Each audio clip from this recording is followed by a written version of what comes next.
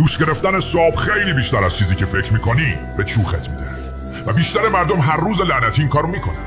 ببین وقتی از خواب بیدار میشی بدنت برای هیچ کار قهرمانانه ای آماده نیست. فشار خون پایینه، کورتیزول داره بالا میره و دمای داخلی بدنت هنوز کامل گرم نشده. بعد تو میپری زیر آب داغ و میگی آره بزن بریم روز شروع کنیم. چرت و پرته. این چیزیه که واقعا اتفاق میفته. آب داغ باعث میشه رگ‌های خونی ناگهان گشاد بشن.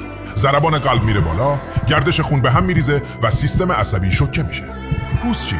آره اونم خراب میکنه. موقع شب بدن روغنهای محافظ تولید میکنه تا خودش رو ترمیم کنه، اما دوش صبحگاهی همه اونها رو همون لحظه از بین میبره، درست زمانی که پوست بیشترین نیاز رو بهش داره.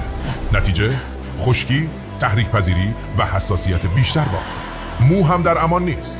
شستن مو در اوج سطح کورتیزول باعث میشه پوست سرت بیش از حد چربی تولید کنه، در حالی که خودش هم خشک میشه. اما دوش شب دقیقاً برعکس عمل میکنه. سیستم بدنت رو آرام میکنه، هورمون‌های استرس رو کاهش میده و به تنظیم دمای بدن قبل از خواب کمک میکنه.